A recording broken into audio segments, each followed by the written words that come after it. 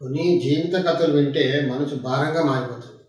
ప్రత్యేకంగా కొందరు మహిళల జీవితాలను పరిశీలించినప్పుడు ఒక ప్రశ్న మదిలో పదే పదే వస్తుంది. అందరూ ఉన్న ఆయన ఎందుకు ఒంటరిగా జీవిస్తుంది? భర్త ఉన్నాడు, పిల్లలున్నారు, బంధువులున్నారు, ఆర్థికంగా కూడా ఎలాంటి ఇబ్బంది లేదు. అయినా అవసరమైన సమయంలో పక్కన నిలబడే వ్యక్తులు ఎవరూ లేరు, అసలు ఉండరు. ఆరోగ్య సమస్యలు వచ్చినప్పుడు చూసుకునే వాళ్ళే ఉండరు. మనసులోని బాధ చెప్పుకుందామంటే వినే వ్యక్తే ఉండడు. ఓల్డేజ్లో ప్రేమ కంటే ఎక్కువగా ఒంటరితనమే ఎక్కువగా కనిపిస్తుంది. నాకు కూడా 40 సంవత్సరాల పైగా ఉన్న ప్రాక్టికల్ పరిశీలనలో ఇలాంటి కొన్ని కేసులు గమనించాను. ఈరోజు ఏంటంటే నేను చెప్పబోయేది ఒక సిద్ధాంతం కాదు, ఒక పుస్తకంలో చదివిన విషయం కూడా కాదు. నేను ప్రత్యక్షంగా అంటే పర్సనల్గా పరిశీలించిన కొన్ని జీవితాలు నుండి గమనించిన ఒక విషయం. ఇంపార్టెంట్గా ఉత్తరంలో మరియు దక్షిణంలో భాగాల్లో కొన్ని ప్రత్యేక లోపాలు ఉన్న స్థలాల్లో ఇళ్లలో నివసించే కొందరు మహిళలు వాళ్ళ జీవితాల్లో ఒకే రకమైన పరిస్థితులు పదే పదే రిపీట్ అవుతూ కనిపించాయి. జీవితం అంతా కుటుంబం కోసం కష్టపడడం, పిల్లల కోసం త్యాగాలు చేయడం, ఇంటిని నిలబెట్టడం, అందరి సంతోషం కోసం జీవించడం. కానీ జీవితంలో ఒక దశకు వచ్చేసరికి తన కోసం నిలబడే వ్యక్తి లేకపోవడం. ఇది నేను గమనించిన అత్యంత బాధాకరమైన విషయాల్లో ఒకటి. ఒక మహిళ నాకు చెప్పిన విషయం నాకు ఇంకా గుర్తుంది. అందరూ ఉన్నారు సార్, కానీ నా కోసం ఎవరు లేరు. ఆమె మాటల్లో ఎంత బాధ ఉందో, ఎంత ఒంటరితనం ఉందో ఆలోచిస్తే అర్థమవుతుంది. కొన్ని సందర్భాల్లో పిల్లలు దూరంగా ఉంటారు, ఉద్యోగరీత్యా ఎక్కడికో వెళ్ళిపోతారు. కొన్ని సందర్భాల్లో అందరూ దగ్గరే ఉన్న భావోద్వేగంగా మాత్రం చాలా దూరంగా ఉంటారు. కొన్ని సందర్భాల్లో హెల్త్ బాగా లేకుండా పట్టించుకునే వారే ఉండరు, అసలు పట్టించుకునే వాళ్ళే కనిపించలేదు. అలాంటి సందర్భాలు నేను చాలా గమనించాను. ఇది కేవలం డబ్బు సమస్య కాదు, కేవలం కుటుంబ సమస్య కూడా కాదు. ఇది అత్యంత ఇంపార్టెంట్ అనే విషయం. ఆదరణ లేకపోవడం. మనిషి జీవితంలో ఆహారం అవసరం, డబ్బు అవసరం, ఇల్లు అవసరం, కానీ ప్రేమ కూడా అవసరం, ఆప్యాయత కూడా అవసరం, నేను ఉన్నాను అని చెప్పేవారు వ్యక్తి కూడా అవసరం. అది లేకపోతే జీవితంలో ఎంత సంపాదన ఉన్నా జీవితంలో ఒక ఖాళీ మిగిలిపోతుంది. నా అబ్జర్వేషన్స్లో కొన్ని ఇళ్లల్లో ఉత్తరంలో దక్షిణంలో లోపాలు ఉన్న ఇళ్లల్లో అన్నీ ఇలాంటి పరిస్థితులే కనిపిస్తాయి. ఇక్కడ నేను అక్కడ చెప్పదలుచుకున్నాను, ప్రతి ఒంటరితనానికి వాస్తు కారణం కాదు, ప్రతి కుటుంబాన్ని నిర్లక్ష్యం చేసేయడానికి వాస్తు కూడా కారణం కాదు, ప్రతి బాధాకరమైన జీవితానికి వాస్తు కారణం కాదు. మరి వ్యక్తిగత నిర్ణయాలు కూడా ఉంటాయి, కుటుంబ పరిస్థితులు ఉంటాయి, సామాజిక పరిస్థితులు కూడా ఉంటాయి, ఆరోగ్య సమస్యలు ఉంటాయి. ఇవన్నీ అనేక సమస్యలు కలిసి ప్రభావం చూపుతుంటాయి. కానీ నేను అబ్జర్వ్ చేసిన ఇళ్లలో ఏంటంటే ఉత్తరంలో దక్షిణంలో లోపాలు ఉన్న ఇళ్లలో సంబంధాల్లో దూరం, ప్రేమ లేకపోవడం, అసలు సపోర్ట్ ఏమీ లేకపోవడం, కన్సర్నే ఉండదు అసలు.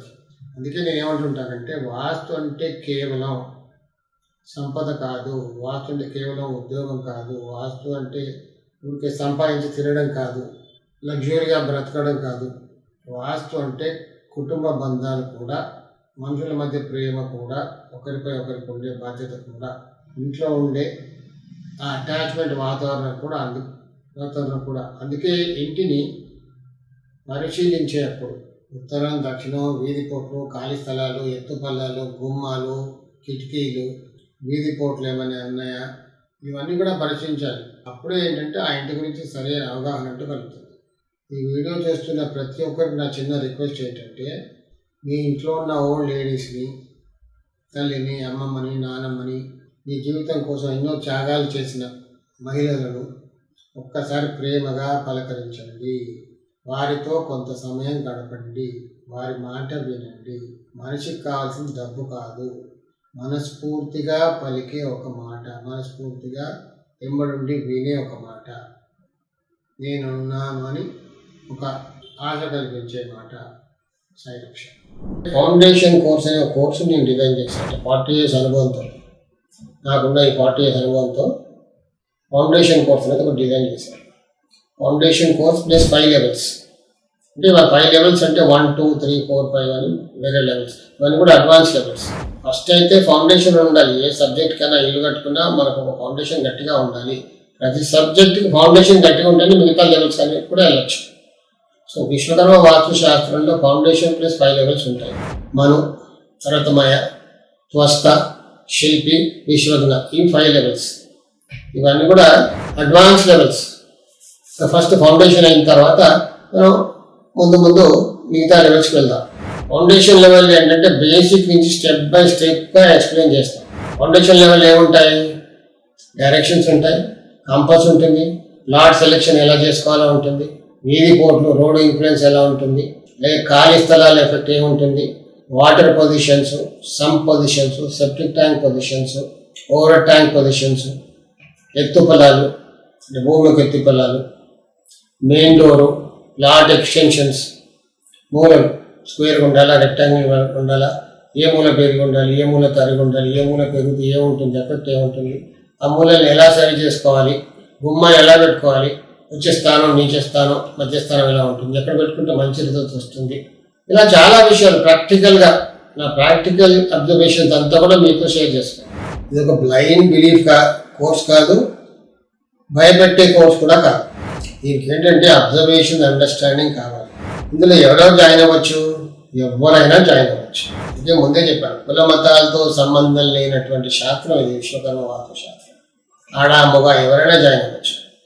చిన్న పెద్ద, బిగినర్స్, హౌస్ వైఫ్స్, బిజినెస్ చేసేవాళ్ళు, రియల్ ఎస్టేట్ వాళ్ళు, ఆర్కిటెక్ట్స్, కార్పెంటర్స్, ఎవరైనా తన ఇల్లు తనకు తెలుసుకోవాలనుకున్న వాళ్ళు కూడా జాయిన్ అవ్వచ్చు.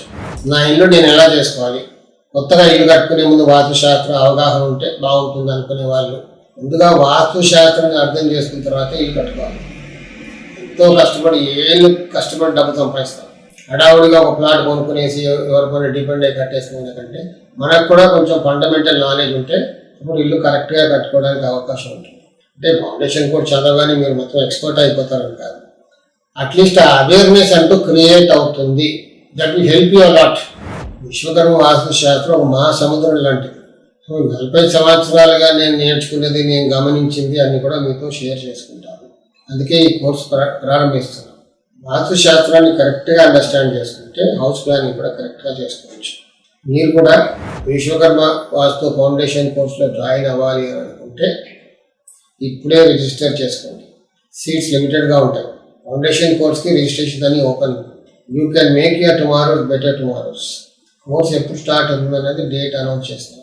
ఈ వీడియోలో వెబ్సైట్ లింక్ కూడా ఉంటుంది. ఆ లింక్ ఓపెన్ చేసుకొని మీరు వెబ్సైట్కి వెళ్ళి అందులో మొత్తం చూసుకోవచ్చు. డేట్స్ కూడా ఎప్పుడు అనౌన్స్ చేస్తామో ఒక వీడియో కూడా చేసి పెడతాం. ప్రస్తుతానికి మాత్రం ఫౌండేషన్ కోర్స్కే రిజిస్ట్రేషన్స్ అలౌడ్. తర్వాత ఫౌండేషన్ కోర్స్ అయిపోయిన తర్వాత మిగతా లెవెల్స్కి వెళ్తాం.